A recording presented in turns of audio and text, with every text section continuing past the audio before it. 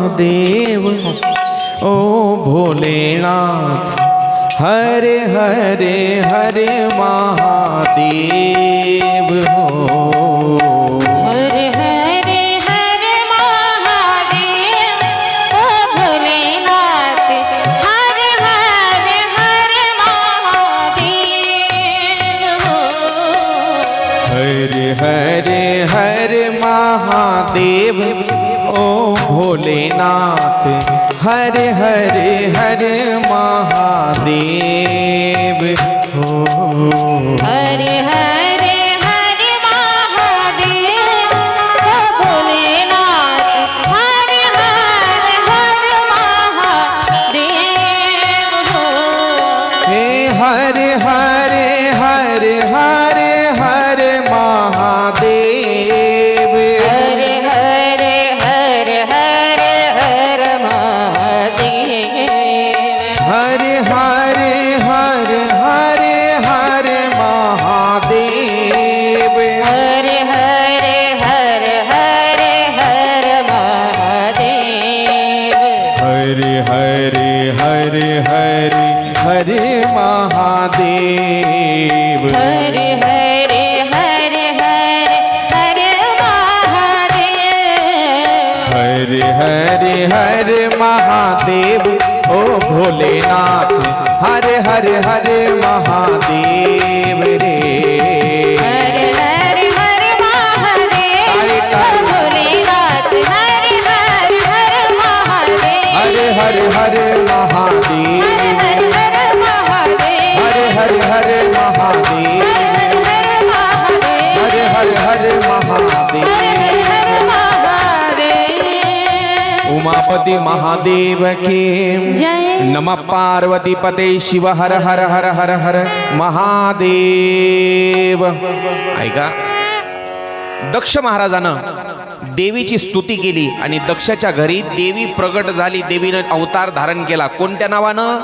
सती रूपानं. सती रूपानं आपण तेच भजन करू लागलो. अनादि निर्गुण प्रगटली भवानी. नवरात्रामध्येच फक्त हे देवीचे गाणे ऐकायला चांगले वाटतात, बरोबर आहे का नाही महिला मंडळी? देवीचे गाणे नवरात्र लय आवडते महिला मंडळीला. गुरुजी, नवरात्र महिला मंडळीला का आवडत असेल बरं? नवरात्र विशेष आवडते. का आवडते त्याचा एक मी अभ्यास केलाय मागच्या काही वर्षापासून. 9 दिवस वेगवेगळे रंग. बघा, हसल्या का नाही? 9 दिवस वेगवेगळ्या साड्या. 9 दिवस 9 रंगाच्या 9 दिवसाच्या साड्या. आई, तुम्हाला विनंती करू का? काय आनंद घ्यायचा नवरात्रामध्ये घेत चला. तुमचीच पूजा आहे. शक्ती स्वरूप आहेत तुम्ही आणि देवीचं रूप आहेत तुम्ही. तुमचीच पूजा असते 9 दिवसामध्ये. माझ्याकडून काहीच अडचण नाही. फक्त एकच विनंती आहे तुम्हाला. आज कितीही तुमच्याकडे पैसा आलाय हरकत नाही, पण एक लक्षात घ्या माय, आपल्या आईच्या म्हणजे तुमच्या आईच्या लोगड्याला 2-2, 3-3 रंगाचे ठिगळं होते आपल्या प्रत्येकाच्या. एवढी जाण लक्षात ठेवा. हा, ऐका, मोकळ्या मनाने सांगा महिला मंडळी, घरामध्ये सासू जास्त काम करते का सुनबाई काम करते? आता मोठ्यानं मोठ्यानं सासायनं नाही सांगायचं, आता सुनायनं सांगायचं. सासू जास्त काम करते का सुनबाई जास्त काम करते? भाज्या कोण चिरून देतं? पीठ कोण मळून देतं? आणि सुनबाई नुसतीच काळजीत, माया मागे लय टेन्शन आहे. टेन्शन असणारच. माय 9 साड्या घ्यायच्यात ना तुला. चला पुढं चला. जगदंबेनं सतीच्या रूपामध्ये अवतार धारण केला, जन्म घेतला दक्षाच्या घरी. आणि दक्षाच्या घरी आता सती लहानाची मोठी व्हायला लागली. भगवान भोलेनाथ हाच पती मिळावा, काय म्हणतोय मी? एक लक्षात घ्या तुम्ही, सती आणि शंकर याचं नातं, या दोघांचं नातं कायमस्वरूपी ठरलेलं आहे. तीच सती आहे, तीच पार्वती आहे, तीच उमा आहे. विष्णूची लक्ष्मी ठरलेलीच आहे. तुम्हाला काय वाटतं? भागवत ऐकलं ना सगळ्यांना? भागवतामध्ये रुक्मिणीनं एक पत्र घेऊन एक ब्राह्मण पाठवला होता, सुदेव नावाचा. आणि शिशुपाळासोबत लग्न ठरलं होतं. आणि देवानं सांगितलं कृष्णानं, मी येतो. देवीच्या मंदिरावर तो दर्शन घ्यायला गेली की तुला घ्यायला मी येतो, तू तयार राहा. जर कृष्ण 5 मिनिटं लेट झाला असता तर रुक्मिणीचं लग्न खरंच शिशुपाला संग होत होतं का? होत होतं. अहो कायमस्वरूपी ठरलेली आहे जन्मोजन्मी त्याचीच ती. हे फक्त नाटक आहे तुम्हाला आम्हाला दाखवायसाठी त्यांचं. तसं ती सती आणि शंकर ठरलेलेच आहेत. पार्वती आणि महादेव ठरलेलंच आहे. राधा आणि कृष्ण ते ठरलेलेच आहे नातं. राम अवतारामध्ये सुद्धा तुमच्या मनानं रामानं जर समजा धनुष्य उचललंच नसतं मग सीतामाई का बिगर लग्नाची राहणार होती का? रामालाच होतं ते ठरलेलंच आहे त्यांचं. तसं आहे सतीनं महादेव हाच पती मिळावा याच्यासाठी तप केलं. महादेवासारखा जर पती मिळावा असं वाटत असेल तर त्यासाठी काय लागतं? तप लागतं. काय म्हणतोय मी? नवरा जर चांगला मिळावा महादेवासारखा मिळावा असं जर वाटत असेल तर त्याच्यासाठी तपाचे सामर्थ्य लागतं. कशाचं सामर्थ्य? हरिपाठ पाठ आहे सगळ्याला. तपाचे सामर्थ्य. मग तप केलं. कोणतं व्रत केलं? नंदाव्रत केलं. नंदाव्रत. सतीनं नंदाव्रत केलं. पहा प्रत्येक शास्त्रामध्ये प्रत्येक पुराणामध्ये अशा व्रतांचा उल्लेख आलेला आहे. सकाळी जेवताना आमची चर्चा झाली. आपले पाटील महाराज नाहीत वाटतं. एक गवळणीनं केलेलं व्रत कोणतं लक्षात आहे का कोणाच्या? गवळणीनं. तसंच एक हे नंदाव्रत आलेलं आहे. ज्यांचं कोणाचं लग्न राहिलंय मुली आपल्या घरी जर समजा आपल्या मुलीचं कोणाचं अजून लग्न बाकी आहे त्यांना हे व्रत करायला सांगा. ऐका एक नंदाव्रत नावाचं त्याचं वर्णन आलेलं आहे. सतीनं केलं. 1 वर्षापर्यंत ते व्रत करायचं. 1 वर्षापर्यंत 1 वर्षापर्यंत भगवान भोलेनाथाची उपासना करायची. कसं करायचं? आश्विन महिन्यापासून सुरुवात करायची. आश्विन महिन्याची प्रतिपदा षष्ठी एकादशी असे 3 दिवस त्या आश्विन महिन्यामध्ये उपवास करायचा आणि गुळ आणि भाताचा नैवेद्य भगवान शंकराला दाखवायचा. नवरा चांगला मिळायसाठी हे व्रत आलेलं आहे आणि सतीनं केलेलं आहे ग्रंथामध्ये. आश्विन महिन्यामधले कोणते कोणते तिथी? ऐका प्रतिपदा षष्ठी आणि एकादशी उपवास करायचा. गुळाचा आणि भाताचा नैवेद्य भगवान भोलेनाथाला दाखवायचा. तोच नैवेद्य आपण खायचा. दुसरा कार्तिक महिन्यामध्ये चतुर्दशीच्या दिवशी उपवास करायचा आणि खिरीचा नैवेद्य संध्याकाळी भगवान भोलेनाथाला दाखवायचा. नंतर मार्गशीर्ष महिन्यामध्ये आश्विन कार्तिक आता मार्गशीर्ष लागलाय. मार्गशीर्ष महिन्यामध्ये कृष्ण पक्षातली अष्टमी तिथी त्या तिथीला तीळ आणि तांदूळ भगवान भोलेनाथावर चढवायचे. नंतर मार्गशीर्षच्या नंतर पौष आला. पौषामध्ये शुक्ल पक्षातली सप्तमी त्यावेळेला दिवसभर उपवास करायचा. रात्री जागरण करायचं. दिवसा आणि रात्री सुद्धा खिचडीचा प्रसाद भगवान भोलेनाथाला दाखवायचा. तीच खिचडी आपण खायची. दिवसा खिचडीचाच प्रसाद आणि रात्रीला सुद्धा. आणि रात्रीला जागरण करायचं. जागरण करायचं म्हणजे झोपायचं नाही. बरोबर आहे ना? टीव्ही पाहिली तरी चालते. त्याला जागरण नाही म्हणायचं. भगवंताचं चिंतन भजन मनन करणं त्याला जागरण म्हटले. बऱ्याच बायका शिवरात्रीला जागरण करतात. जागरण म्हणजे मग झोपायचं नाही म्हणतात आणि टीव्ही पाहत बसतात. जागरण त्याला नाही म्हटले. काया वाचा मनानं भगवंताचं चिंतन मनन करणं भगवंताच्या स्मरणामध्ये गुंतून राहणं त्याला जागरण म्हटले. आलं का लक्षात? चला आता महिना आला कोणता? मार्गशीर्ष सांगितला. पौष सांगितला. पौष महिन्यातली शुक्ल पक्षाची सप्तमी. आता माघ महिन्यामध्ये पौर्णिमा आहे. पौर्णिमेच्या दिवशी दिवसभर उपवास, रात्रीला जागरण. सकाळी ओल्या कपड्यानं नदीच्या काठावर भगवान शंकराचं पूजन करायचं. कोणत्या महिन्यामध्ये? माघ महिन्याच्या पौर्णिमेला. नंतर फाल्गुन महिन्यामध्ये कृष्ण पक्षाची चतुर्दशी 8 प्रहरामध्ये बेल आणि बेलाच्या फळानं शिवाची पूजा करायची. काय म्हणतोय मी? फाल्गुन महिन्याच्या कृष्ण पक्षातल्या चतुर्दशीला 8 प्रहर. दिवसाचे एकूण प्रहर किती? नाही 24 तास झाले गुरुजी. हा दिवसाचे 4 आणि रात्रीचे 4 असं एकूण किती प्रहर झाले? किती तासाचा एक प्रहर असतो? 3 तासाचा एक प्रहर. असे मिळून 3 चोक 12 आणि 3 चोक 12 म्हणजे 12-12 तासाचे एकूण 8 प्रहर असे 24 तासाचे प्रहर होतात. प्रत्येक प्रहरामध्ये भगवान शंकराला बेल अर्पण करायचा आणि बेलाचे फळं अर्पण करायचे. चला सांगतो एखाद्या दिवशी पुन्हा वेळ मिळाला की हे पुन्हा निवांत व्यवस्थित सांगतो भगवान शंकराच्या कशा पूजा करायच्यात काय नाही. मुलांनी नाही आजही गुरुजी ऐका आजही मुलींना चांगला पती मिळावा याच्यासाठी सांगतो मी. पती मिळावा नाही, चांगला पती मिळावा. काय म्हणतो मी? भगवान भोलेनाथासारखा पती. मी सांगितलं ना पती तर मिळेलच हो सगळ्यांना. मुलीची काळजी नाही, आज काळजी मुलांची आहे. आज एकच मागणी आहे. गुरुजी म्हणतात ते बरोबर आहे. प्रत्येक मुलीच्या बापाची एकच डिमांड, मुलगा मल्टीनॅशनल कंपनीमध्ये नोकरीला असला पाहिजे. त्याचं कमीत कमी 12 ते 15 लाख रुपये वर्षाचं पॅकेज असलं पाहिजे. पुण्या मुंबईला 1-2 ठिकाणी फ्लॅट असले पाहिजे आणि गावाकडं 5-25 कमीत कमी 10 एकर तरी जमीन पाहिजे. आणि पुन्हा वरून आट असती, माझी पोरगी शेताला जाणार नाही. आई वडील तर नकोच नको, ती सासू नावाची गोष्टच नको. मग शेताला जाणार नाही पोरगी तर शेती कशाला पाहिजे? बरोबर आहे की? फार अवघड आहे. चला ऐका, चैत्र महिन्यामध्ये चतुर्दशीला दवण्यानं पूजा केली पाहिजे, नामस्मरण अखंड केलं पाहिजे. वैशाख शुक्ल तृतीयेला तीळ आणि तांदूळ अर्पण केलं पाहिजे. ज्येष्ठ महिन्यातल्या पौर्णिमेला निराहार उपवास केला पाहिजे. रात्री शंकराला वस्त्र अर्पण केलं पाहिजे. आषाढ महिन्याच्या शुक्ल चतुर्दशीला काळे वस्त्र आणि भरकटैयाचे फुलं, म्हणजे आमच्या भागामध्ये त्याला बिलाईत म्हणतात. बिलाईत एक प्रकारचं तणकट असते, शेतामध्ये निघते. पांढऱ्या मातीच्या शेतामध्ये तर जास्त निघते. पिवळे फुलं येतात, त्याला काटे असतात. काय म्हणायचं तुमच्याकडं? मोठ्यानं सांगा आई. काटे करवंटी. बरं, हा त्याचे फुलं बरोबर, पिवळे फुलं येतात ना, असं गुडघे एवढं कमरे एवढं झाड होते ते.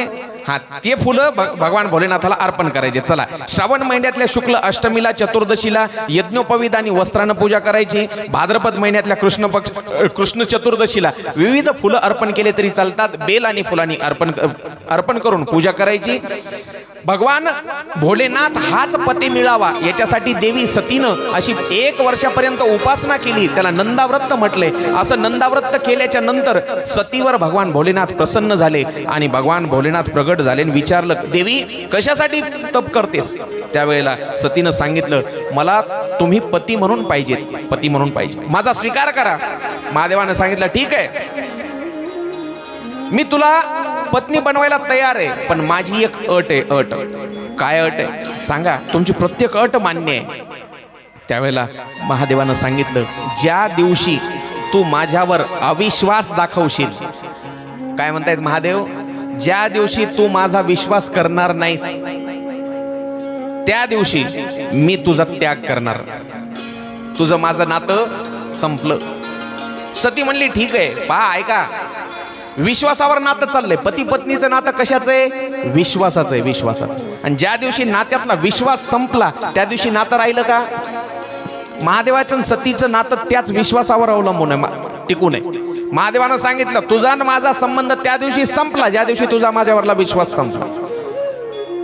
नाही तर बायकाला लय सवय असते, तुम्ही म्हणाले त्याचा पुरावा काय? मग माझा तुमच्यावर विश्वासच नाही. नातच संपलं, तिथं नातच संपलं. ऐका, 1 दिवसाची घटना आहे. सती आणि भगवान शंकर दोघं पृथ्वीवर फिरत होते. अगस्ती ऋषीच्या आश्रमात आले. अगस्ती ऋषीच्या आश्रमात आल्याच्या नंतर अगस्ती ऋषीचा आश्रम हा अनकाई नावाचा किल्ला मनमाड स्टेशनच्या जवळ, मनमाड स्टेशनहून पुढे निघाल्याच्या नंतर संभाजीनगरकडे एक छोटंसं स्टेशन लागतं, अनकाई म्हणून. अनकाई, जे कोणी त्या रूटनं फिरलेले त्यांना गुरुजी माहीत असेल. त्या अनकाईच्या ठिकाणी त्या अगस्ती ऋषीचा आश्रम होता. तिथं महादेव आणि सती आले.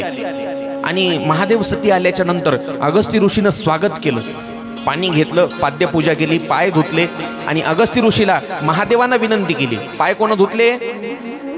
अगस्ती ऋषीनं. आणि महादेवानं विनंती केली अगस्तीला, अगस्ती ऋषी तुम्ही आम्हाला माझे देव असलेले रामप्रभू रामाची चरित्र कथा सांगा. अगस्ती ऋषीनं सांगितली. पण एक विचार करा, आता तुम्ही दररोज समजा कथेला येत आहे दुपारी 1 वाजता.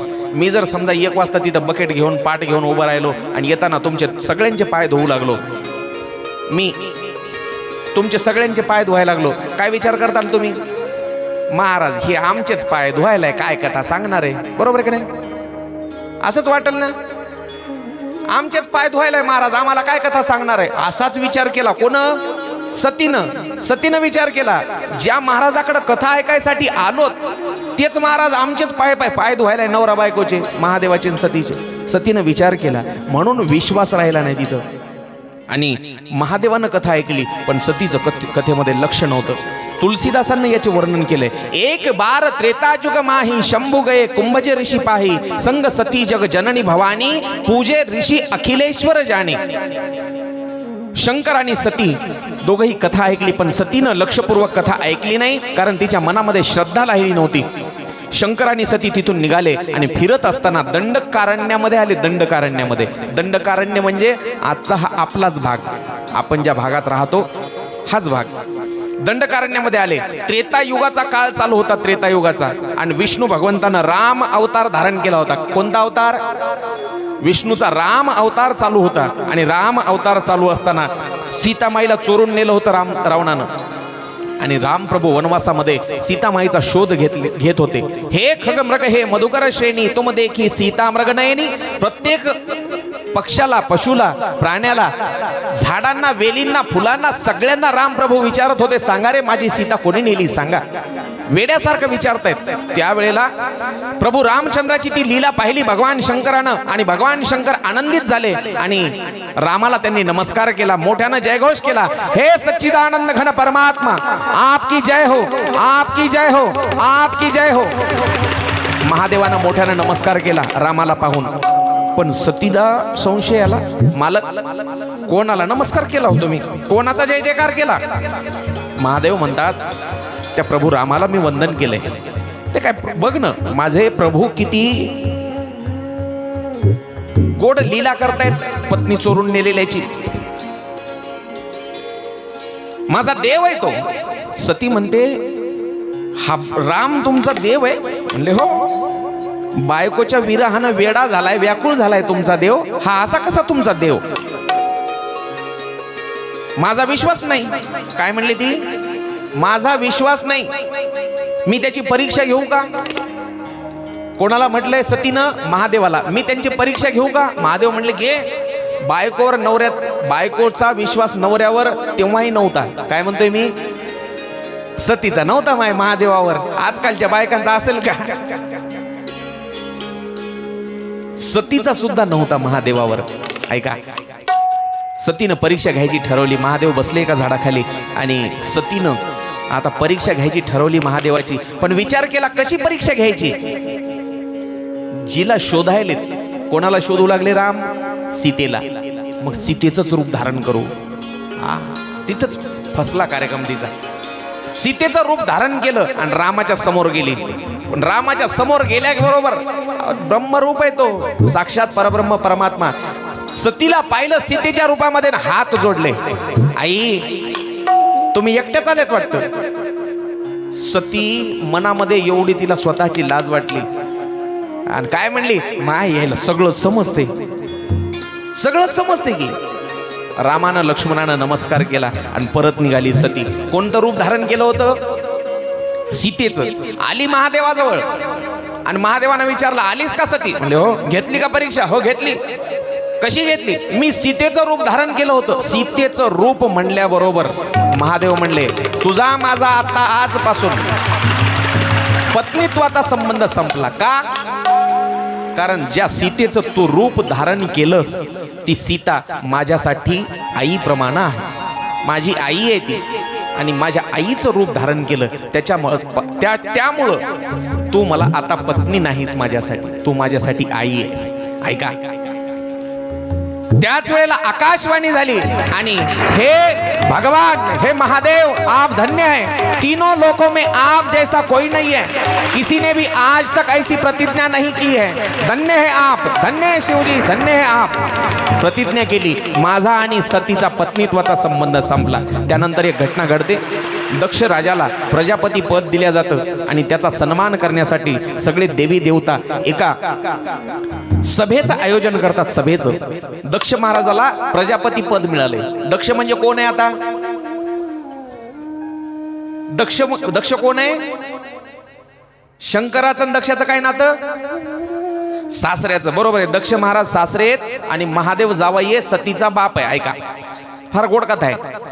दक्षाला प्रजापती नावाचं पद मिळालं. प्रजापती हे त्या काळी पद होतं. पद आजकाल जसं आमदार असतो, खासदार असतो, जिल्ह्याचा पालकमंत्री असतो, राज्याचा गृहमंत्री असतो, तसं एक पद होतं. त्या दक्षाला पद मिळालं.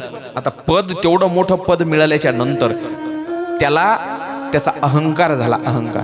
आणि अहंकारामध्ये तो सगळ्यांना तुच्छ समजत होता. तुच्छ समजायचा.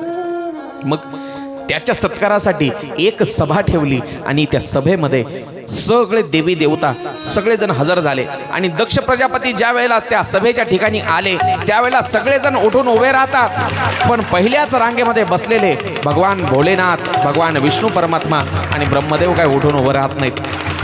जेव्हा दक्षाच्या हे लक्षात आलं त्यावेळेला राग आला त्याला आणि रागाच्या भरामध्ये भगवान शंकराला वाटेल तसं बोलला तो, अरे राहायला घर नाही तुला, स्मशानामध्ये राहतो, जगामध्ये कोणी तुला मुलगी देत नव्हतं, मी उपकार केले तुला माझी मुलगी देऊन, नाही तर बायको सुद्धा कोणी देत नव्हतं. भगवान शंकराला वाटेल तसं बोलला, वाटेल तसं. आणि ऐका ना, सासऱ्याचं जावयाचं भांडण झोपलं तिथं, जावाई काही बोलत नाही. भगवान भोलेनाथ, ऐका, ज्याला विष पचवता येतं त्याला अपमान पचवता येणार नाही का हो? विष पचवलंय त्यानं, सासऱ्यानं दिलेल्या शिव्या सहज पचवल्या भगवान शंकरानं. पण जेव्हा दक्ष महादेवाला टाकून बोलू लागला का त्यावेळेला सभेमध्ये बसलेल्या बऱ्याच लोकांना आनंद वाटला. दोघांचं झुपलं ना विनाकारण काही लोकांना आनंद होते, दोघांचं झुपलं की काही काही लोकांना विनाकारण आनंद होते. मग तसे काही लोकांना आनंद झाला. मग अहंकारी दक्षाला राग होता, त्याचा राग काही केल्या जाईना, त्यानं ठरवलं काहीही केलं तरी महादेवाचा एकदा आपण अपमान करायचा.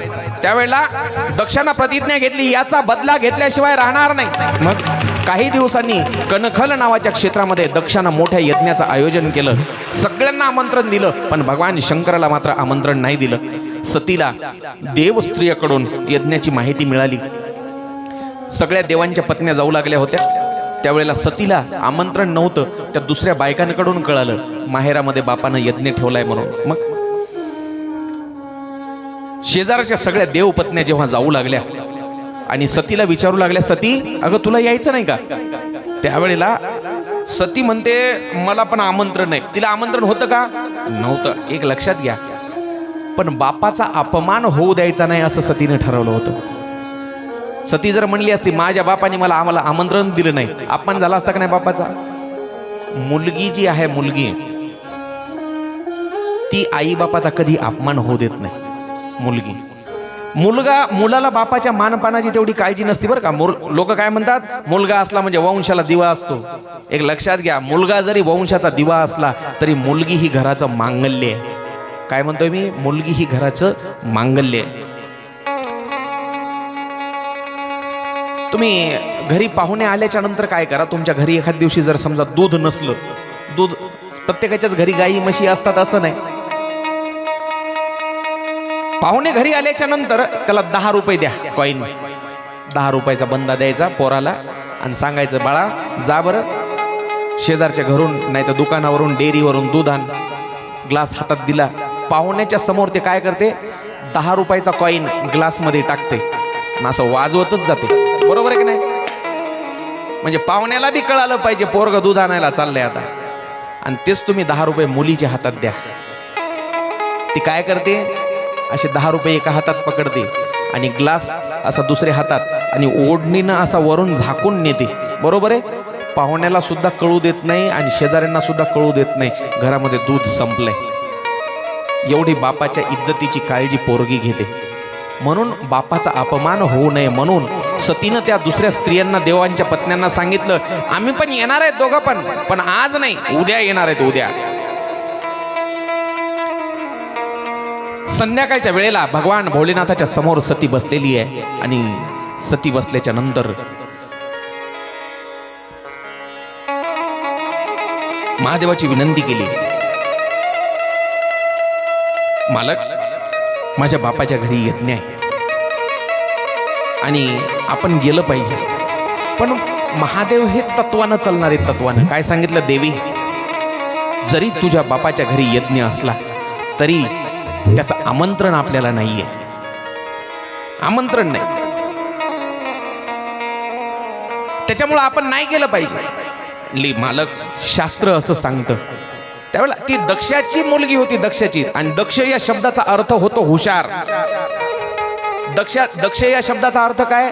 एक अर्थ होतो हुशार, म्हणजे हुशार बापाची हुशार पोरगी होती का नाही ती? हुशार बापाची हुशार पोरगी. महादेवापुढे तिनं डोकं चालवलं. मालक महादेवाला शास्त्र सांगितलं, ऐका शास्त्र असं सांगतं असे काही मोजके 2-4 ठिकाणं आहेत, त्या ठिकाणी जाण्यासाठी आमंत्रणाची वाट पाहायची गरज नाही, आमंत्रणाची गरज नाही. एक म्हणजे भगवंताचं कार्य, जसं का हा अखंड हरिनाम सप्ताह पारायण आहे, इथं आमंत्रणाची वाट पाहायची गरज नाही. जसं की एखाद्या शिष्याला गुरुकडे जायचं असेल तर आमंत्रणाची गरज नाही. एका मित्राला जर दुसऱ्या मित्राच्या घरी जायचं असेल तर आमंत्रणाची गरज नाही. तसंच आई बापाच्या भेटीसाठी सुद्धा कोणा आमंत्रणाची गरज नाही. त्यावेळेला महादेवानं सुद्धा सांगितलं, मायबाप झाले तुझे, माझा काही संबंध नाही. एक लक्षात घ्या, महादेव आदिनाथ आहे, त्याला आदिही नाही अंतही नाही. त्यामुळे नातेसंबंध सांभाळायची गरज महादेवाला नाही. देवी तुला जायचं असेल तर तू जा, पण मी नाही येणार, मी नाही येणार. ऐका, देवी सतीनं जायचं ठरवलं. लेकरायला सांभाळा जरा, असं मध्ये मध्ये असं उठून गेले की मग ते लक्ष विचलित होतं. देवी सतीनं जायचं ठरवलं आणि देवी सती निघालेली आहे. सोबत कोणाकोणाला घेतलं, एक मोजके शिवगण घेतले, नंदीला घेतलं आणि नंदीला घेऊन आता सती निघालेली आहे. आणि जाताना सती विचार करते, जाताना मी माझ्या पतीची आज्ञा मोडून निघालेली आहे. पतीची आज्ञा चांगलं करते का वाईट करते? एक लक्षात घ्या, जर रस्त्यानं नळदुर्गला जातोय समजा पुरुष जर एकटा निघाला तालुक्याच्या गावी, तर पुरुषांना कोणी विचारणार नाहीये एकटे का चाललात. पण तीच जर स्त्री माहेरातच का जात असे ना, पण एकटी दिसली की 10 जण विचार करतात. दररोज नवऱ्याला सोबत घेऊन येते, आज एकटीच दिसते, भांडण करून तर आली नसेल. आता सती विचार करते, घरून निघाली नवऱ्यासोबत वाद करून, नवऱ्याची आज्ञा मोडून महादेवाची. पण आता विचार करते, माझ्यावर ही एकटं जायची वेळ का आली, कशामुळं? ज्या दिवशी मी परीक्षा घेतली रामाची सीतेचं रूप धारण करून, त्या दिवशीपासून मालक मात्र माझ्यावर रुसलेले आहेत. कारण महादेवानं शपथ घेतली होती, आजपासून माझा आणि सतीचा संबंध संपला. कदाचित ते तर कारण नसेल. आठवण येते सतीला आणि सती विचार करते, वो जब याद आए, बहुत याद आए, वो जब याद आए, बहुत याद आए, विरह वेदना से विकल हो रही मैं, पिया बिन मुझे आज कुछ भी न भाए. जब याद आए, बहुत याद आए, ओ जब याद आए, बहुत याद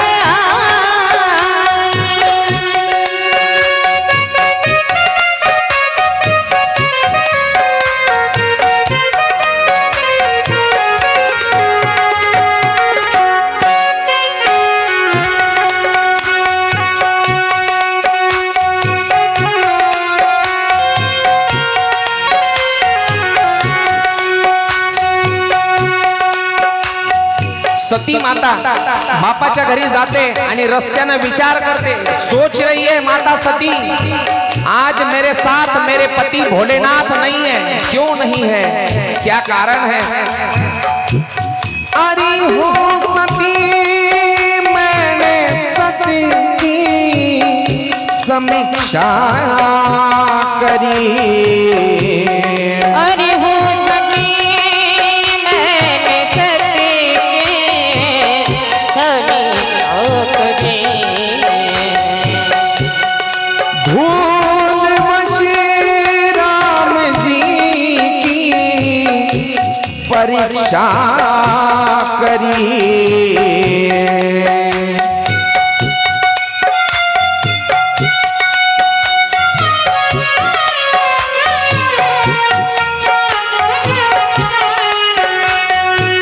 प्रभू रामचंद्राची परीक्षा घेतली मी आणि त्या परीक्षेमुळेच आज माझे पती मला सोडलेले आहे त्यांनी आणि मला एकटीला जायची वेळ आज माझ्यावर आलेली आहे.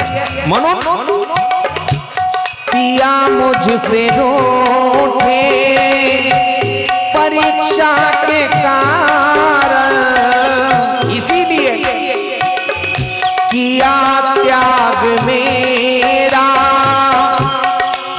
क्या मैं हाय। तो जब याद आए बहुत याद आए, वो जब याद आए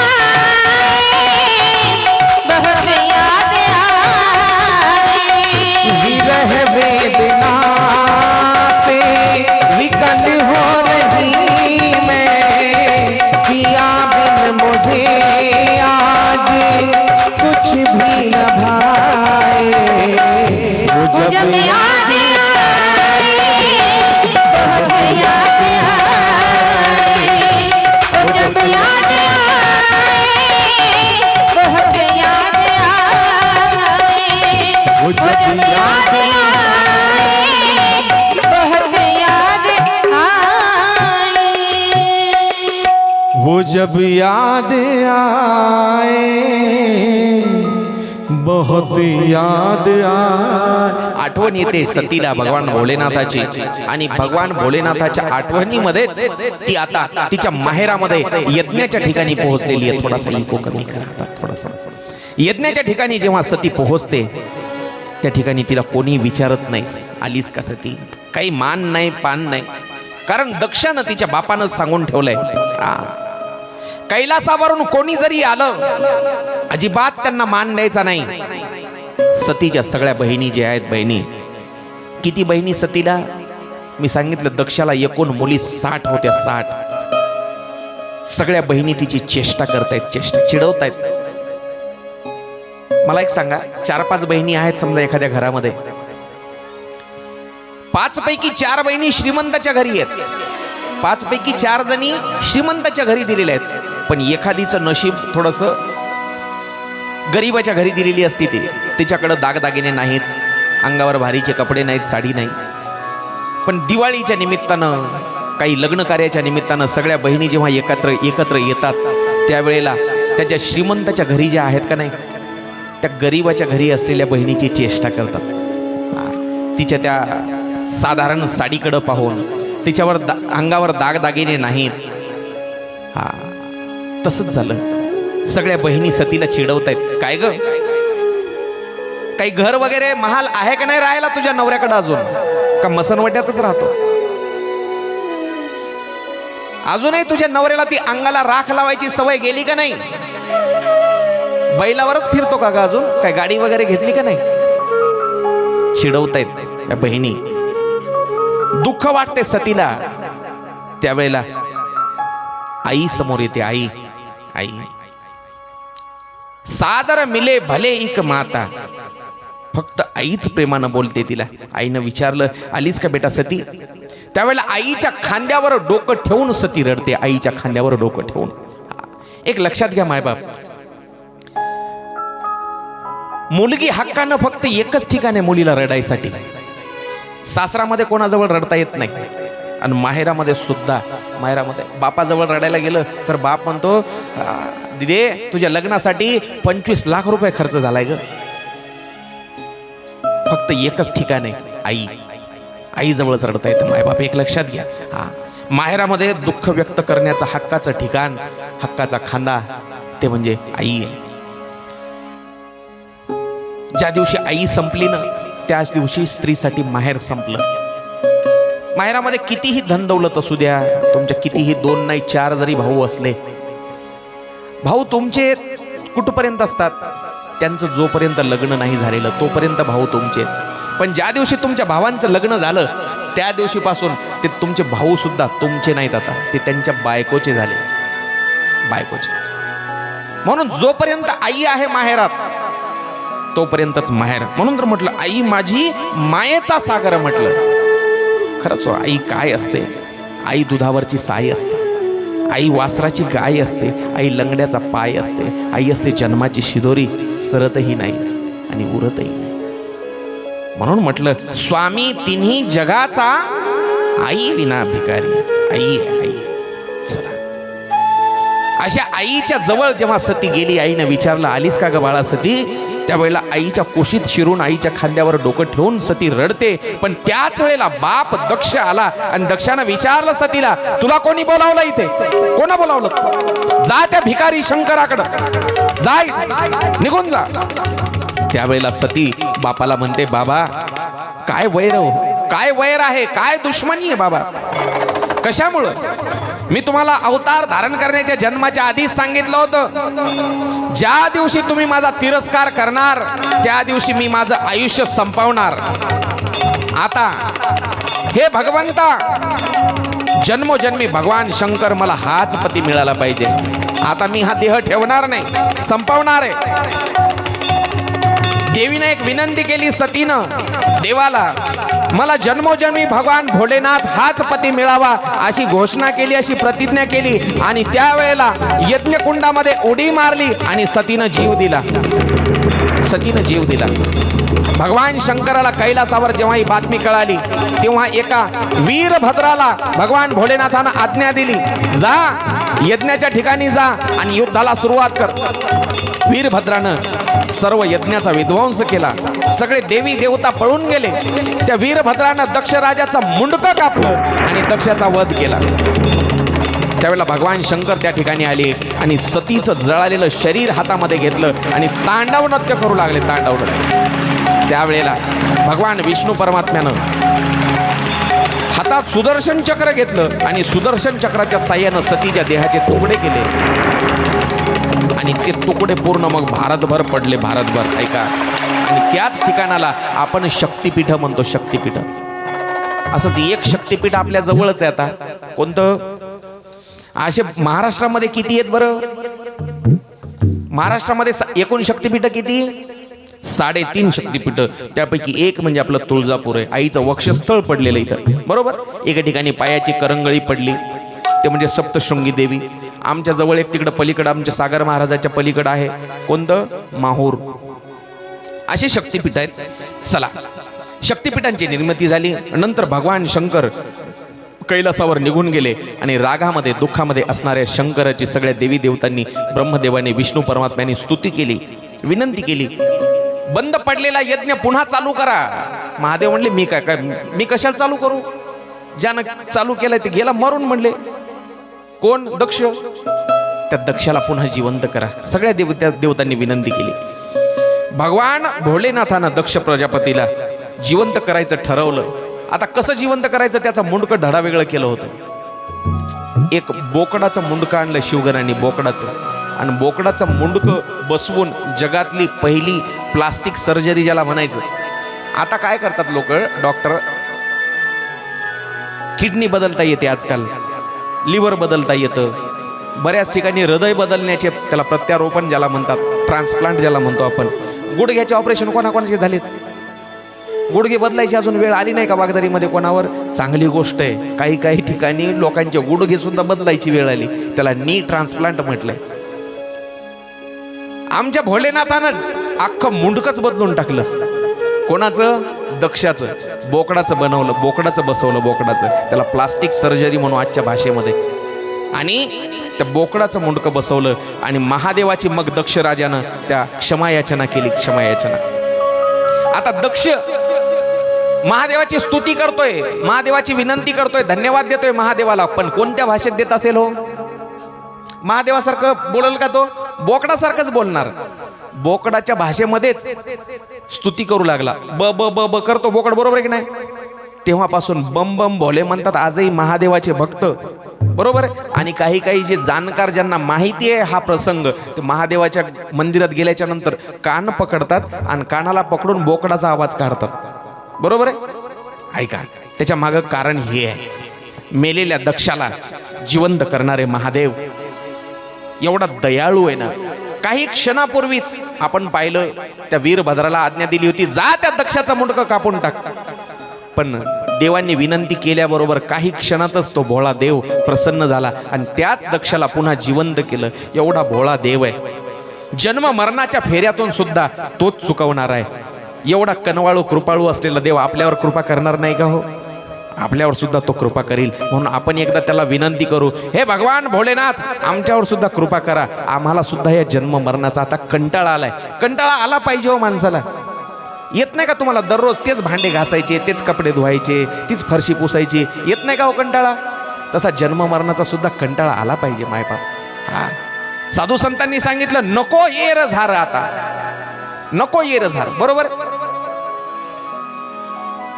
चराचर पारण्या. सकाळी मी मगाशी भक्तिगीत म्हणलं, कैवल्याच्या चांदण्याला भुकेला चकोर.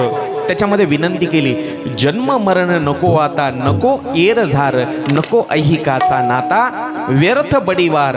आपली सुद्धा जन्म मरणातून सुटका तोच आहे करणारा. त्याच्यासाठी भगवान भोलेनाथाला आपण सगळे एकदा विनंती करू.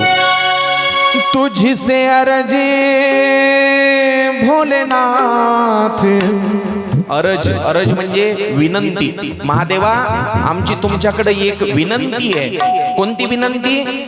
तुझसे अर्जी भोलेनाथ, हमारी दे दे रिहाई, जन्म मरण जन्म मरण के हो दाता, दे दे रिहाई, दे दे रिहाई. टाळी वाजवायची सर्वांनी मायबाप, पुरुष मंडळी.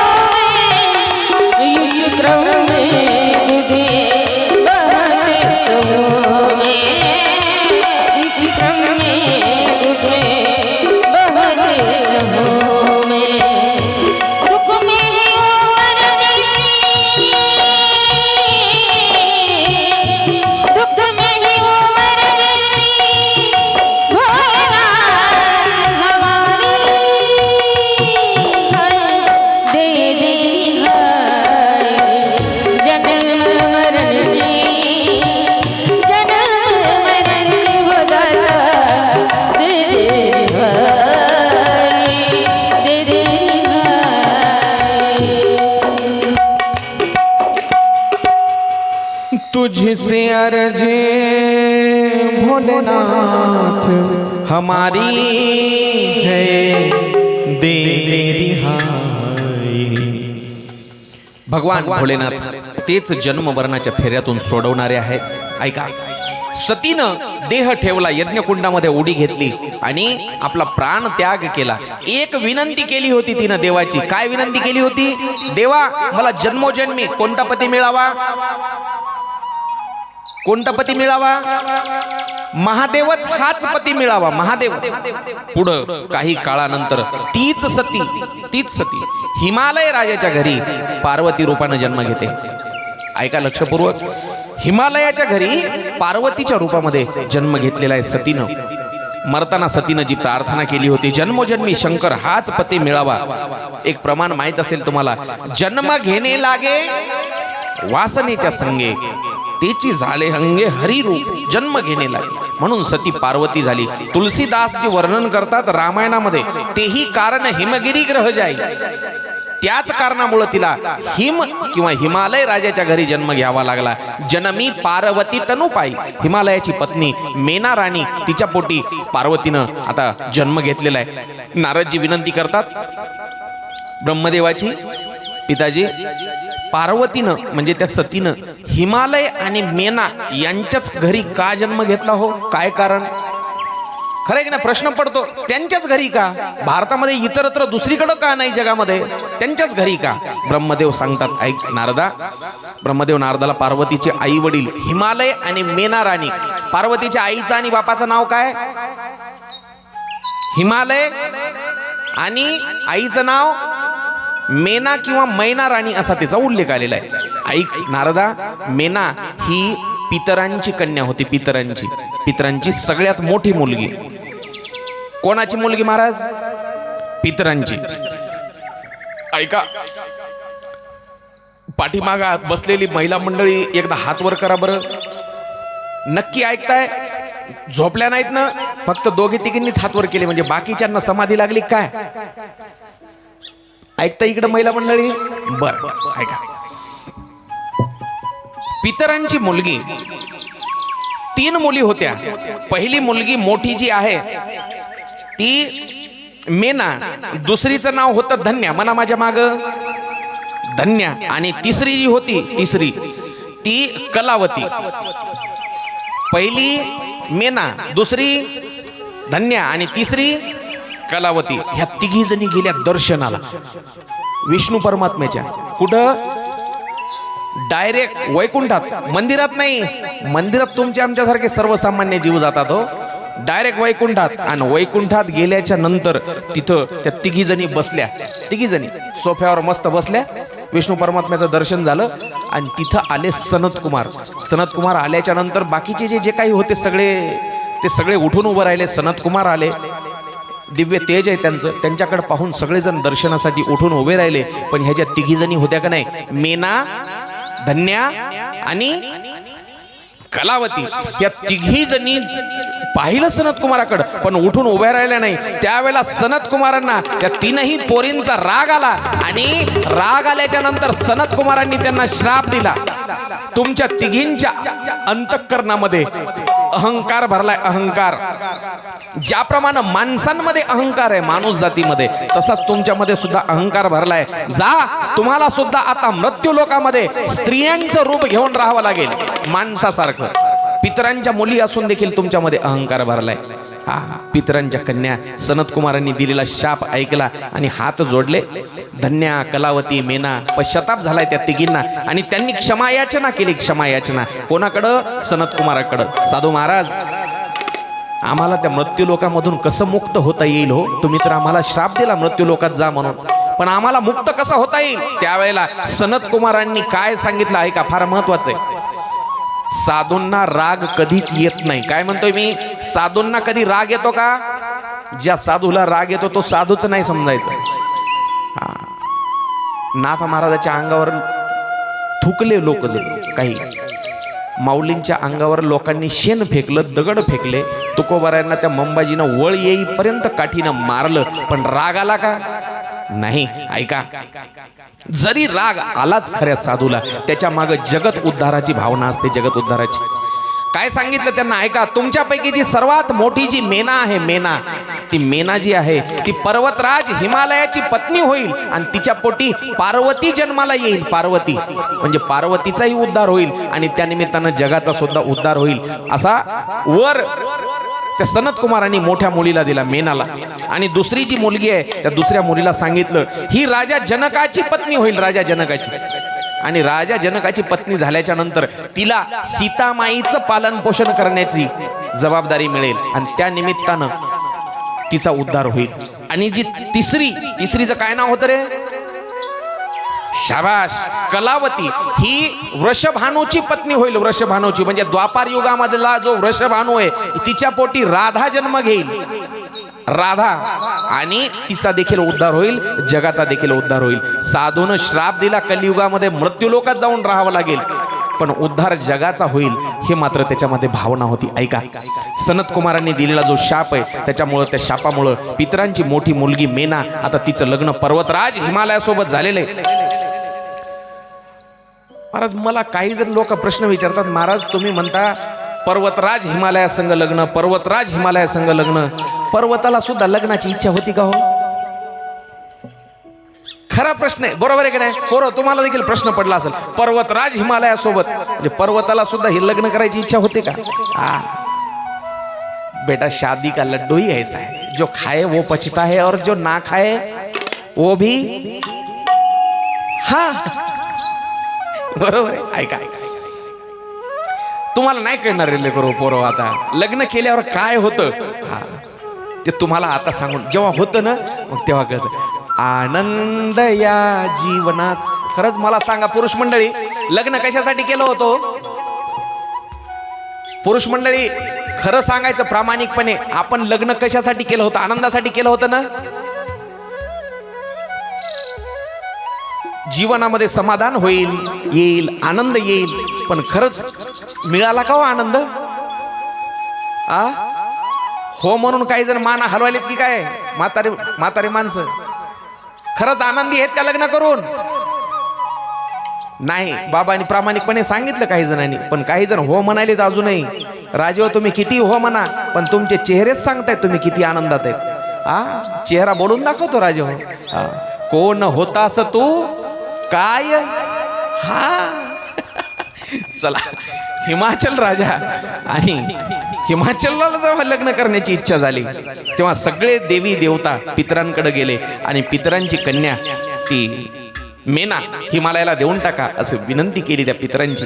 देवतांच्या विनंतीला मान देऊन पितराने हिमालय आणि मेना यांचं लग्न लावून दिलं. पुढे हिमालय आणि मेना देवीची आराधना करू लागले. देवीची आराधना, तपश्चर्या केली त्यांनी आणि त्यांच्या तपश्चर्येनं देवी प्रसन्न होऊन वर दिला. सुताहम भविष्यामी संतुष्टा तव भक्तितः देव कार्यम करिष्यामी सेविता निखिल सुरे. मैं तुम्हारी भक्ति से प्रसन्न हूँ, तुम्हारी विनती के अनुसार मैं जल्द ही तुम्हारे घर पुत्री के रूप में जन्म ले लूंगी. मागच्या अवतारातली सती आता पार्वती रूपानं हिमालयाच्या घरी जन्म घेते. तेही कारण हिमगिरी रह जाई जन्मी पार्वती तनु पाई. पार्वती लहानाची मोठी होऊ लागली आणि पार्वती अतिशय सुशील होती, सुंदर होती आणि भगवान शंकराची पूजा करण्याची तिला बालपणापासून आवड होती. कारण अगोदरच्या जन्माची ती त्याचीच पत्नी आहे ना, त्याचीच पत्नी. ऐका, एकदा नारदजी हिमालयाच्या घरी गेले आणि हिमालयाच्या घरी गेले असताना हिमालय आणि पत्नी मेना त्यांनी काय केलं, नारदांचा सत्कार केला, त्यांची पाद्यपूजा केली. आणि हिमालय काय म्हणतोय, हे मुनिवर आप सर्वज्ञ है, गुण और दोष जानने वाले हैं, कृपया आप मेरी पुत्री का जन्मफल का वर्णन कीजिए. ये मेरी जो पुत्री है पार्वती, ये किसकी पत्नी बनेगी, कोणाची बायको होईल, हिला नवरा कसा मिळेल, सगळं सांगा.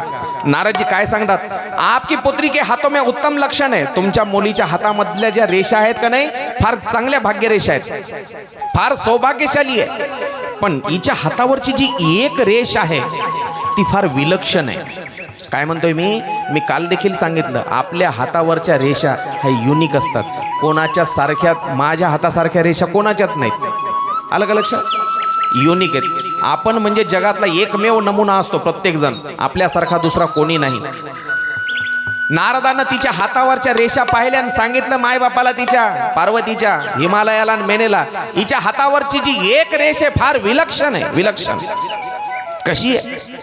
हिचा जो नवरा आहे, नवरा तो योगी असणार आहे, योगी फार अद्भुत असणार आहे. तो नग्न असेल, तो निर्गुण असेल, तो निष्काम असेल, त्याला आई नसणार आहे आणि बाप सुद्धा नसणार आहे, आणि अमंगल वेश असणारा हिचा नवरा असेल. मला सांगा मायबाप हो, समजा तुमच्या पोरीचं भविष्य सांगितलं एखाद्या महाराजानं, हिचा जो नवरा भेटेल हिला मायबाप बी नसणार त्याला. आता चांगलं वाटेल समजा सासू सासऱ्याचा त्रास नाही, पण एक मला सांगा, खरंच आनंद वाटेल का हो? तो नग्न फिरणारा, निर्गुण आहे, अमंगल वेश, बैलावर फिरणार, त्याचं पांढरीवर घर नाही, काळीवर शेत नाही, असं म्हटल्यावर कोणत्या मायबापाला आनंद होईल? ऐका, पण पार्वतीच्या लक्षात आलं, पार्वती खुश झाली. नारदानं जे भविष्य सांगितले ते सगळे गुण माझ्या महादेवाचे आहेत. आनंद वाटला पार्वतीला आणि पार्वतीनं मग पुढं भगवान भोलेनाथाची तपश्चर्या करायला सुरुवात केली. 1000 वर्ष तिनं फळं खाऊन तप केलं. किती? आई इकडं माझ्याकडं पहा, ऐकताय? किती वर्ष तप केलं तिनं? एकूण 3000 वर्ष तप केलं. त्यातलं 1 वर्ष फळं खाऊन गेलं. आपल्याला नुसता शनिवारचा उपास असला तर भूक लागती, किलोभर शाबू पुरी होईना, तिनं 1000 वर्ष फक्त फळच खाल्ली. दुसऱ्या वर्षी झाडाची पानं खायचं ठरवलं, फक्त पानच खाते. तिसरं वर्ष लागलं, पानं खायचं देखील सोडून दिलं तिनं. बेलाचे पानं सुद्धा खायचं बंद केलं.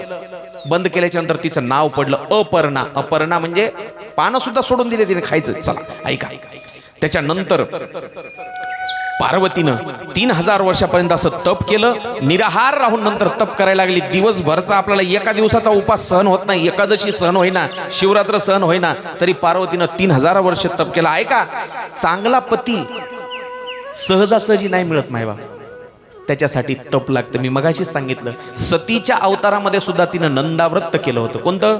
नंदाव्रत.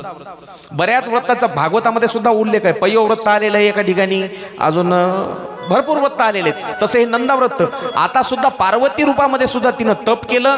सती भस्म झाली तेव्हापासून आता महादेव इकडं कैलासावर विरागी अवस्थेमध्ये राहत आहेत. मनाचा निग्रह करून महादेवानं समाधी लावलेली आहे. ऐका, मला सांगा, बायको मेल्याच्या नंतरचं पुरुष मंडळीचं जीवन फार अवघड असतं. पती गेल्याच्या नंतर बायका रमतात, नातावामध्ये, संसारामध्ये, नातू सांभाळण्यामध्ये बायका रमतात. पण पुरुषाचं फार अवघड असतं. फार जावे त्यांच्या वंशात तेव्हा कळे, एरवी त्याचं वर्णन करणं फार अवघड आहे. बायको मेल्याच्या नंतर जीवनातली सगळी मजाच निघून जाते. ऐका, संसार म्हणजे 2 चाकाचा गाडा असतो मायबाप. संसार म्हणजे 2 चाकाचा गाडा आहे, आणि एक चाक मोडून पडल्याच्या नंतर मला सांगा, ती बैलगाडी काही कामाची असते का? आता ट्रॅक्टरमुळे बैलगाडीची किंमत कमीच झाली म्हणा, पण जेव्हा बैलगाड्याचा काळ होता, एकीकडचं चाक मोडल्यावर त्या बैलगाडीला काही किंमत राहिली का? पडून राहते ती. कुठे बैलगाडी? आखाड्यावर पडती, शेतामध्ये, लिंबाच्या झाडाखाली, अंगणामध्ये. मग कोणी तुराटे आणून भरते, पराठे आणून भरते, गोवरे आणून भरते, मग सुनबाई बी आणून लेकरू आपटे ती त्या बैलगाडी पुढं. मामाजी सांभाळा पोराला, बरोबर आहे का नाही? फार अवघड. चला ऐका, दुसऱ्यांनी कितीही जीव लावला, कितीही प्रेम केलं, तर बायकोची बरोबरी कोणीच करू शकत नाही. पत्नीचं प्रेम हे निसंकोच प्रेम असतं. ऐका, काही जण म्हणतील, महाराज काय गरज आहे बायकोची, 4 पोरं आहेत मला, काही कमी पडू देणार नाहीत. पण पुरुष मंडळी एक लक्षात घ्या, रात्रीच्या वेळेला मध्यरात्री 12-2 वाजता जेव्हा कंबर दुखायला लागते, पाठ दुखायला लागते, कोण्या पोराच्या जाऊन रूममध्ये आवाज देणार तुम्ही, माझी पाठ दुखते रे, पाठीला जरा झंडूबाम लावून देता का? पण तेच जर बायको असेल तर तीच मध्यरात्रीच्या वेळेला का होईना तुमची सेवा करायला तयार आहे. म्हणून म्हणतो निसंकोच प्रेम करते ती बायको असते. आणि एक लक्षात घ्या, फक्त बायकोचंच प्रेम नवऱ्यावर असतं असं नाही बरं का, नवऱ्याचा सुद्धा तेवढा जीव बायकोवर असतो. एखादी स्त्री आहे, गर्भवती आहे, 9 महिने पूर्ण झालेले आहेत समजा तिचे, आणि 9 महिने पूर्ण झाल्याच्या नंतर जेव्हा तिला ऍडमिट केल्या जातं दवाखान्यामध्ये, ती ऑपरेशन थिएटर मध्ये असते बायको, आणि हा बाहेर दवाखान्यामध्ये बसलेला असतो. डॉक्टरनं आधीच सांगितलेलं असतं ऑपरेशन करावं लागेल बरं का. त्याला काय म्हणायचं? सीझर. पण काहीतरी कॉम्प्लिकेशन्स तयार होतात आणि डॉक्टर पळत येतात बाहेर. हे बघा पाटील, दोन्ही पैकी एकालाच वाचवू शकतो. एक तर तुमच्या बायकोला, नाही तर तुमच्या त्या बाळाला. बाळ नाही तर बाळंतीण, त्याचं नावच आहे बाळंत. एक तर बाळ नाही तर अंत. एका जीवापासून दुसरा जीव वेगळा करायचा आहे. आणि त्यावेळेला डॉक्टर म्हणतात, पाटील फक्त लेकराला तरी वाचवू शकतो, नाहीतर लेकराच्या आईला तरी. कोणाला वाचवू सांगा? नवऱ्याचा किती जीव असतो बायकोवर सांगतोय ऐका. तुम्ही फक्त बायका म्हणता माझा लय नवऱ्यावर जीव आहे, पण नवऱ्याचा सुद्धा जीव असतो तुमच्यावर. नवरा काय म्हणतो? डॉक्टर साहेब लेकरू होईल नाही तर न होईल, माझ्या नशिबात असेल तर पुढं होईल मला, पण माझ्या बायकोला वाचवा. लेकरू मेलं तरी हरकत नाही, पण माझ्या बायकोला वाचवा. एवढा जीव असतो बायकोवर सुद्धा. ऐका, चला, भगवान भोलेनाथाची पत्नी जेव्हा गेलेली आहे, सतीवर तेवढा जीव होता भगवान भोलेनाथाचा. म्हणून सती गेल्यापासून भगवान शंकर विरक्त झालेले आहेत, विरक्त समाधी अवस्थेमध्ये. एकीकडं पार्वतीचं तप चालू आहे आणि दुसरीकडं भगवान शंकराचं तप चालू आहे. हा कैलासावर भगवान शंकर आहेत आणि हिमालयामध्ये पार्वती तप करते. महादेवाच्या या समाधी काळामध्ये एक घटना घडते, लक्ष पडू का? एक घटना घडते. कश्यप आणि दितीचा मुलगा वज्रांग राक्षस आणि त्याची पत्नी वरांगी, त्या वरांगीच्या पोटी एका बलाढ्य राक्षसाचा जन्म झाला, तारकासूर त्याचं नाव. त्या तारकासुरानं मधुवनामध्ये जाऊन ब्रह्मदेवाची तपश्चर्या केली आणि सूर्याकडे पाहत त्यानं हजारो वर्ष तप केलं. कधी दोन्ही हात वर करून तप करतोय, कोण तो? तारकासूर नावाचा राक्षस. कधी एका पायावर उभं राहून तप करतोय. असं करत त्यानं 100 वर्ष तप केलं. अंगठ्यावर उभं राहून 100 वर्ष तप केलं. 100 वर्ष पाणी पिऊन, 100 वर्ष हवा घेऊन, 100 वर्ष पाण्यामध्ये उभं राहून, अग्नीमध्ये 100 वर्ष, 100 वर्ष उत्तानपाद अवस्थेमध्ये म्हणजे खाली डोकं वर पाय या अवस्थेमध्ये असं 100 वर्ष तप केलं. व्यास महाराजांनी वर्णन केलं, शतवर्षम तथाच अग्नो शतवर्षम मधो मुखः शतवर्षम तो हस्तस्य तलेन च भुवम स्थितः. एका हातावर किंवा एका पायावर अंगठ्यावर उभं राहून असं त्यानं अनेक वर्ष तप केलं. तारकासूर तप करतोय आणि ब्रह्मदेवाला वर मागतोय. काय? मला 2 वर द्या, 2 वर. कोणते? माझ्यासारखा बलवान दुसरा कोणी नाही असा वर द्या. आणि दुसरा वर कोणता? भगवान शंकराच्याच मुलाच्याच हातून मरण आलं पाहिजे. मला दुसरं कोणी नाही मारू शकलं पाहिजे. महादेव सुद्धा नाही मारू शकणार. मग कोणाच्या हातानं मरणार? महादेवाच्या मुलानं. हा फार हुशार होता तारकासूर. त्याला माहित होतं महादेवाला मुलगा होणारच नाही. का? कारण बायकोच नाही तर मुलगा कुठून होईल? महादेवाच्या सुद्धा हातून मला मरण नाही आलं पाहिजे. ब्रह्मदेवानं पुढची लीला ओळखली आणि त्याला सांगितलं, ठीक आहे. वरदान मिळाल्यामुळे तारकासूर आता उन्मत्त झालेला आहे. देवांसोबत युद्ध केलं त्यानं आणि त्याची सर्व संपदा हडपली देवांची. अन्यायाचं राज्य सुरू झालं. यज्ञ बंद झाले, दान धर्म बंद झाला. सगळे देवी देवता आता ब्रह्मदेवाकडे आलेत. काय उपाय? काय याच्यावर काय उपाय करायचा? त्यावेळेला ब्रह्मदेव सांगतात, यावर एकच उपाय, तारकासुराचा वध केला पाहिजे. आणि तो वध दुसऱ्या कोणाच्याही हातून होणार नाही, फक्त भगवान शंकराच्या मुलाच्या हातूनच त्याचा वध होईल. भगवान शंकराच्या मुलाच्या हातून. सगळे देवी देवता म्हणू लागले, याव आता भगवान शंकर तर समाधीमध्ये लीन आहेत. त्यांना पत्नी सुद्धा नाही. त्यांची सती जी पत्नी आहे ती पत्नी सुद्धा भस्म झाली. मग आता त्यांना मुलगा कसा काय होणार? त्यावेळेला ब्रह्मदेव सांगतात, पूर्वीची जी सती आहे तीच आज पर्वतराज हिमालयाच्या घरी पार्वतीच्या रूपानं तिनं जन्म घेतलाय. हा, पार्वतीच्या रूपानं. आणि ती सुद्धा महादेवासाठी तप करते. हा, तुम्ही काहीही करा आणि महादेवाला लग्नासाठी तयार करा. सगळ्यात आधी काय करा? महादेवाची समाधी भंग करा. महादेवाची समाधी. मग कशी समाधी भंग करायची? त्यावेळेला समाधी भंग करण्यासाठी कामदेवाला बोलवण्यात आलं. कामदेवाला. आणि कामदेवानं अनेक प्रयत्न सुरू केले, पण महादेव डोळे उघडत नाहीये. कामदेव थकला. मग त्यानं इंद्राला सांगितलं, महादेवाची समाधी भंग पावत नाही माझ्यानं, मग माझ्या मदतीला कोणाला तरी पाठवून द्या. कोणाला पाठवायचं? स्वर्गातून अप्सरा आल्या. अप्सरा आल्या आणि अप्सरा आल्याच्या नंतर त्या ठिकाणी नाच गाणं सुरू झालं. रंभा, उर्वशी, तिलोत्तमा, मेनका यांनी त्या ठिकाणी फेर धरला. मेनका, तिलोत्तमा, उर्वशी अशा अप्सरा महादेवाच्या भोवताली नाचायला लागल्या. कामदेव म्हणतोय, नाचा, काही करून आपल्याला भगवान भोलेनाथाची समाधी भंग करायची आहे. बजाओ, नाचो. भगवान शंकरावर काहीच परिणाम होत नाहीये. त्यावेळेला कामदेवाला अजून राग येतोय. महादेव समाधीमध्ये लीन आहेत. नाचो, नाचा म्हणतोय तर काहीच परिणाम नाही. अरे काहीच कामाच्या नाही तुम्ही, नाचो. अप्सरा तल्लीन होऊन नाचायला लागलेले आहेत आणि कामदेवाला अजून राग येतोय. घामाघूम झाल्या त्या अप्सरा, पण महादेवावर काहीच परिणाम नाही. त्यावेळेला कामदेवानं आपल्या फुलांच्या धनुष्यबाणावर आपलं फुलांचं धनुष्य काढलं आणि त्या धनुष्यावर बाण चढवला. फुलांचा बाण धनुष्यावर चढवल्याच्या नंतर त्यानं नेम धरला आणि भगवान शंकराच्या कपाळावर, तिसऱ्या डोळ्यावर, तिसऱ्या नेत्रावर बाण सोडला. आणि बाण सोडल्याबरोबर भगवान शंकरानं डोळे उघडले आणि समोर उभा असलेला कामदेव थरथर कापू लागला. शंकरानं त्याच्या हातातल्या धनुष्याकडे पाहिल्याबरोबर महादेवाला भयंकर क्रोध आला आणि तिसऱ्या नेत्रातून एक मोठी अग्निज्वाला प्रकट झाली आणि त्याच अग्नीनं कामदेव जळून भस्म झाला. कामदेवाला जाळून भस्म करण्यात आलं. कामदेवाला जळताना पाहिलं आणि त्याची पत्नी रडू लागली. त्याची पत्नी, दादा थोडा इको कमी करा. कामदेवाला जेव्हा जळताना पाहिलं, त्याची पत्नी जी आहे रती, ती रती रडते.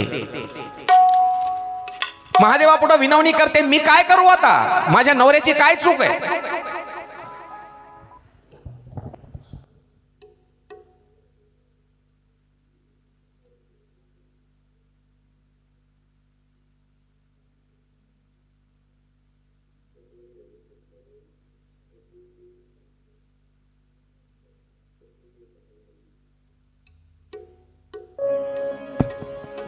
ऐका,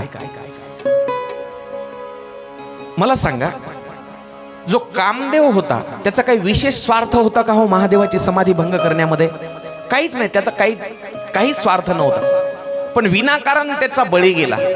त्याची पत्नी जी आहे रती, ती रती महादेवापुढे हात जोडले, सांगितलं, महादेवा, माझ्या नवऱ्याची काय चूक होती, माझ्या नवऱ्याला का जाळून मारलं, हे दयानिधी, माझ्या नवऱ्याला परत जिवंत करा.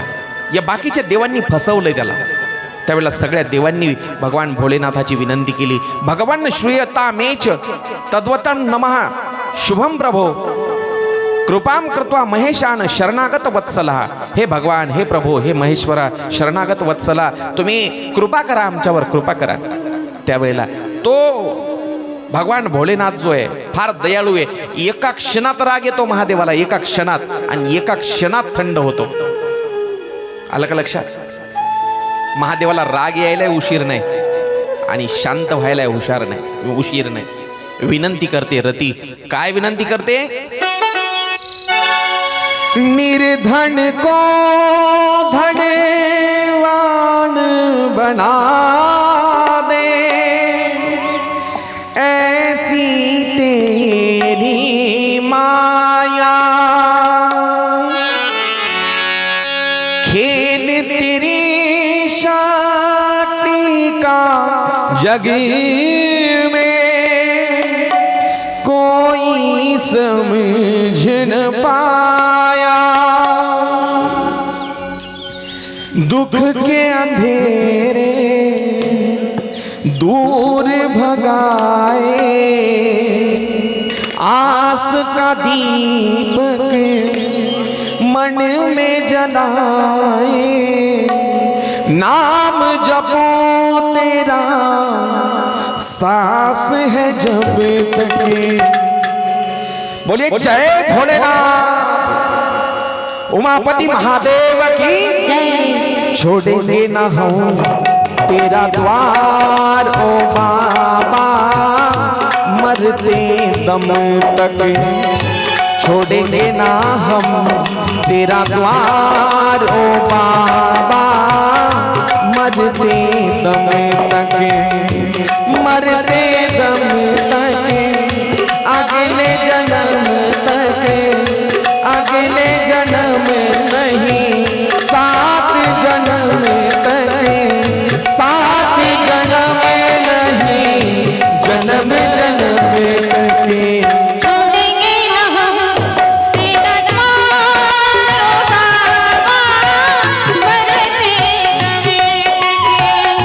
छोड़ेंगे न हम तेरा द्वार ओ बाबा, मरते दम तक.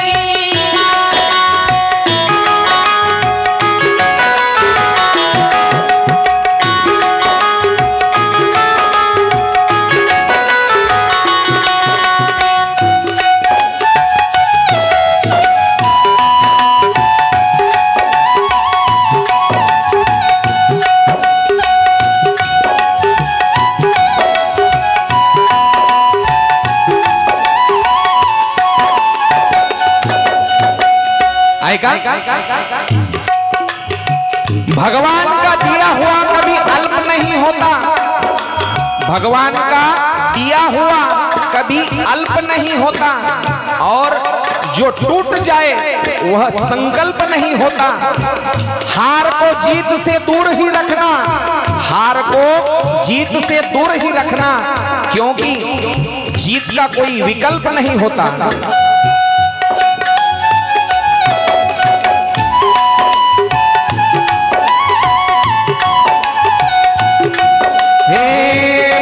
मंदिर में आप विराजे, सब पर हुक्म चलाए, भक्तों की तो लाज बचावे, पल भर में आ जाए।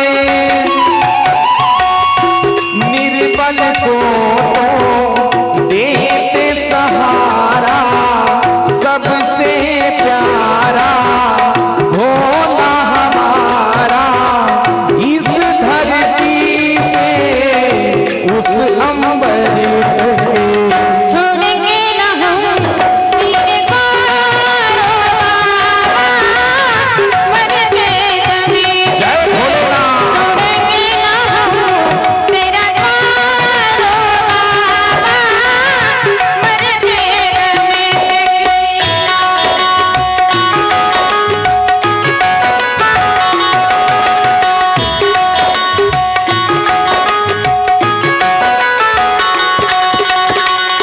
तेरे द्वारे शीश झुकाया, खाली नहीं लौटाया। हम भक्तों पे कृपा करें तो तेरी शरण हो आया। थोड़ी छाया कर दे बाबा, पार लगा दो मेरी नैया, सांस रहेगी गाऊंगा कभी तक। छोड़ेंगे ना हम तेरा कारोबार,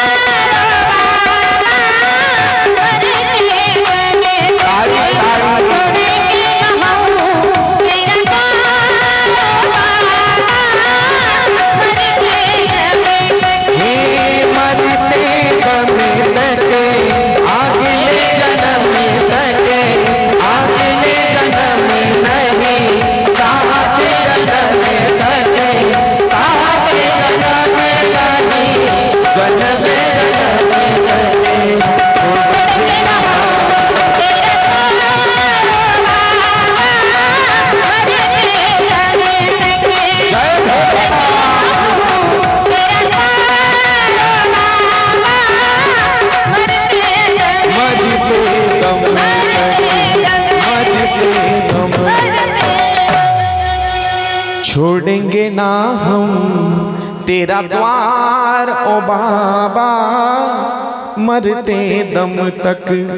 रती विनंती करते। रती कोण आहे मी सांगितलं, जळून भस्म झालेल्या कामदेवाची पत्नी रती महादेवाची विनंती करते, महादेवा माझ्या नवऱ्याची काय चूक होती, तुम्ही माझ्या नवऱ्याला विनाकारण जळून मारलं, आता माझा नवरा मला परत द्या. पण तो भोळा देव आहे, करुणा निदान दयेचा सागर. महादेवानं लगेच सांगितलं, हो करतो जिवंत, पण थोडं धीर धर, वाट पाहावी लागेल. ऐका, द्वापार युगामध्ये भगवान कृष्णाचा मुलगा, काय नाव त्याचं? प्रद्युम्न म्हणजेच कामदेवाचा अवतार आहे तो, कामदेवाचा. तुझा नवरा तुला परत मिळेल, तोपर्यंत अनंग म्हणून राहील तो. अनंग म्हणजेच अंग नसलेला, बिगर शरीराचा. पण जेव्हा तो प्रद्युम्न म्हणून जन्माला येईल ना, त्याचं त्याला शरीर सुद्धा परत मिळेल. ऐका, असा त्या रतीला वर दिला. हा, नंतर भोवताल पाहिलं, सगळे देवी देवता शिवगण होते उभे सगळे. त्यावेळेला महादेवानं विचारलं, अरे तुम्ही असे नाराज कशामुळं? सागर महाराज सगळ्यांना विचारलं, तुम्ही असे नाराज का? त्यावेळेला सगळे देवी देवता खाली मान घालून उभं राहिले. म्हणले, महादेवा काय करणार? म्हणले, मध्ये पौष महिना लागला होता, कोणाचं लग्न नाही, काही नाही, बुंदी खाली नाही, कोणाचा डीजे वाजला नाही, काहीच नाही. लग्न सराई असली की जरा असं कसं करमते, मग लग्न होऊन जाऊ द्या म्हणले कोणाचं तरी. महादेव म्हणले, मग कोणाचं तरी करा ना, मग कोणा. सगळे देवदेवता म्हणले आमचं झालंय, म्हणले आम्हाला सगळ्यांना बायका आहेत, आता तुम्हालाच नाही बायको, तुम्हीच करा ना. काय म्हणले सगळे देवी देवता महादेवाची विनंती करतायत, महादेवा तुम्ही लग्न करा. पण महादेव म्हणले हे पाहिलं म्हणले मी लग्न असले झाल्यावर काय होतं ते, नाही करायचं, मला काही गरज नाही मला लग्न करायची. कशामुळे करू मी लग्न? काय म्हणतोय मी? महिला मंडळी, पुरुष मंडळी, महादेव म्हणतात मी कशाला लग्न करू, काय गरज आहे? तुम्ही कशामुळे केलं तो? पुरुष मंडळी कशामुळे केलं? मी एकाला विचारलं कशामुळे लग्न केलं, साऊंड वाल्याला एक जणाला विचारलं होतं मी कशामुळे लग्न केलं. म्हणला मला बाबा म्हणले होते लग्न, बाबा म्हणल्यामुळे लग्न करते माणूस. तेवढी फाशी कोणी गळ्याला लावून घेते फक्त बाप म्हणला म्हणून?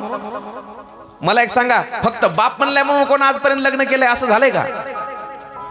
बाप म्हणला म्हणून कोणी फासावर जाईल का? लग्न करणं म्हणजे बघा रे. ऐका, चला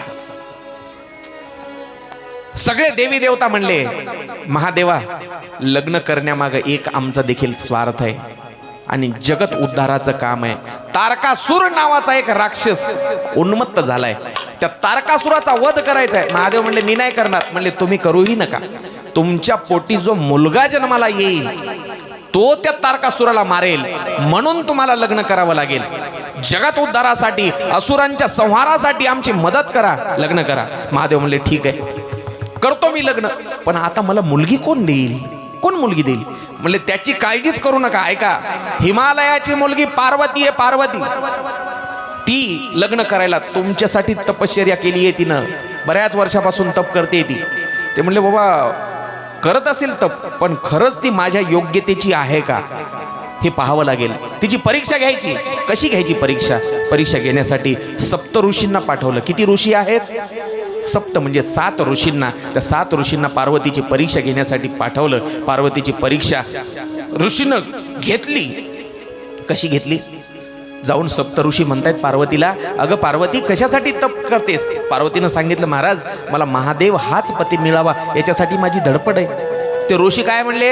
अगं काय म्हणले, त्या महादेवाजवळ राहायला घर नको त्याला, कपडे घालायत नाहीत त्याला, अंगाला भस्म लावून फिरतो, मग विष्णू परमात्म्यासोबत लग्न कर, फार संपत्ती आहे म्हणले वैकुंठामध्ये त्याच्यासोबत. विष्णू परमात्मा. पार्वतीनं हातावर कानावर हात ठेवले, छे छे म्हणले महादेवाशिवाय मी स्वप्नात देखील कोणाचा विचार केला नाही आणि करणार सुद्धा नाही. ऋषी परत आले. ऋषीनं देखी गौरी तपक तय कैसी मूर्ती मंत तपस्या जैसी. ऐका, त्यानंतर पुढे काही दिवसांनी सप्त ऋषी हिमालय पर्वताकडे गेले, 7 ऋषी, आणि पार्वतीचं लग्न भगवान भोलेनाथासोबत लावण्याची विनंती केली. हिमालयाला लग्नाची तयारी करण्यासाठी सांगितलं. आता लक्ष इकडे द्या, फार गोड कथा आहे, थोडंसं लक्ष इकडे द्या. सप्तऋषी महादेवाकडे येऊन ही बातमी सांगतात. हिमालयानं त्यांचे पुरोहित गर्गमुनी, त्या गर्गमुनीला लग्नपत्रिका तयार करायला सांगितली. इकडं नारदांनी सुद्धा पत्रिका तयार करून सगळ्यांना आमंत्रण देण्याचं ठरवलंय. सगळे देवी देवता तयारी करू लागले. इंद्र, चंद्र, वरुण, ब्रह्मदेव, विष्णू सगळे तयारी करतायत. नवीन कपडे इस्त्री मारून तयार आहेत, ड्राय क्लीनला पाठवले, सेंट आणले, आणि महिला मंडळी सुद्धा सगळ्याजणी तयारी केल्या. सर्व देवपत्न्या सुद्धा तयारी करत आहेत. देवकन्या, जगन्माता, गायत्री, सावित्री, लक्ष्मी सगळ्या जणी तयारी करतायत. देवांची तयारी पाहिली आणि नंदी नाराज झाले. नंदी, ऐका,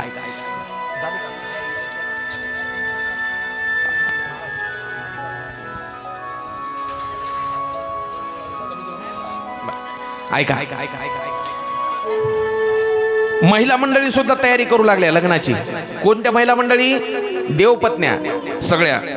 कोणी पार्लर मध्ये जाते, कोणी थ्रेडिंग करते, कोणी वॅक्स करायले, कोणी केसायला मेहंदी लावायले. ऐका महिला मंडळी, हा, कोणी हातावर मेहंदी, कोणी डोक्याला मेहंदी, हा, दाग दागिने. देवांची तयारी पाहिली. हा ठेवा ठेवा ठेवा, देतो ठेवा, वर ठेवता का? हा, वा, जमलं. आवाज वाढला माझा अजून, म्हणून म्हणलं मी वा. दमान दमान, थोडंसं पुढं सरकवा. पडायचं आहे आडवा, राहू द्या सध्या, आजच्या दिवस, उद्या ठेवू उभा आडवा.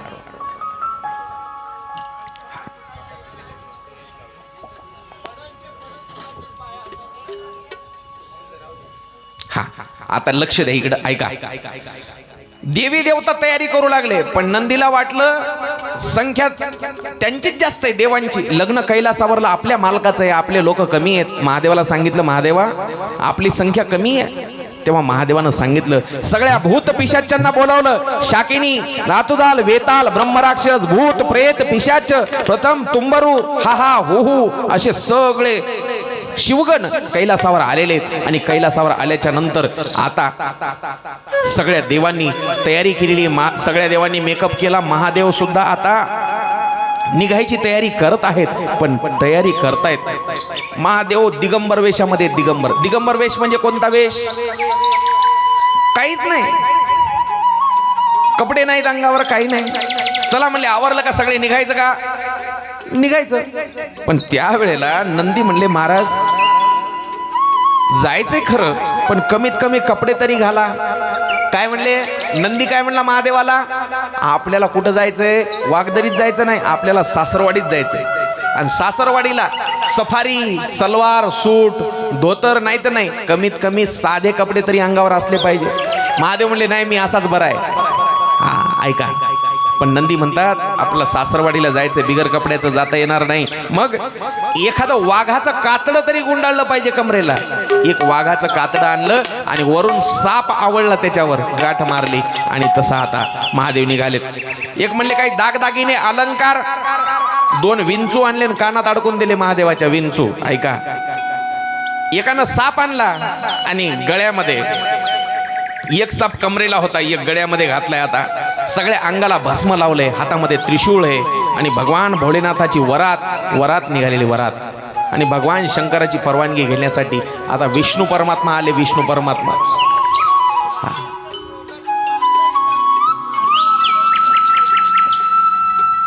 आला. झाले का तयारी तिकडची? आता हा ठीक आहे. ऐका, आता महादेव समजा इथं उभे आहेत, वाघाचं कातडं गुंडाळलंय, साप गळ्यात घातलाय. आणि विष्णू परमात्मा म्हणले, एकदा नवरदेवाला विचारावं तरी निघायचं का, गाड्या काढाव का?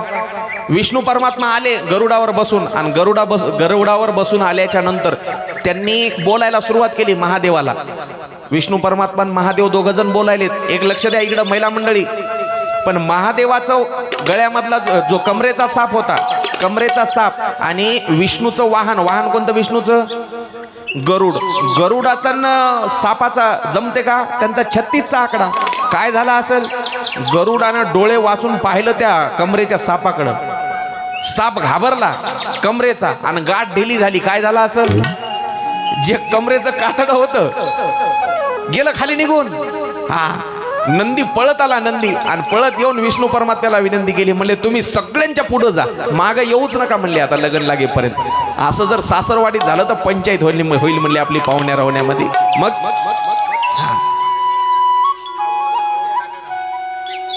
सगळेजण निघालेले आहेत हिमालयाकडं. आणि हिमालयाकडं निघाल्याच्या नंतर आता मी सांगितलं सगळ्यात पुढं कोण होते? सगळ्यात पुढं विष्णू परमात्मा. विष्णू परमात्मा सगळ्यात पुढे आहेत आणि महादेव सगळ्यांच्या मागे आहेत, सगळ्यांच्या मागे. आणि वरात जेव्हा निघाली, कशी निघाली? महादेवाची वरात. येऊ द्या आता त्यांना महादेवाला. महादेवाची वरात कशी निघाली साधू संतांनी वर्णन केलं. भूते बेताळना सती, भूते बेताळना सती, भूते बेताळना सती, भूते बेताळना सती, भूते बेताळना सती, भूते बेताळ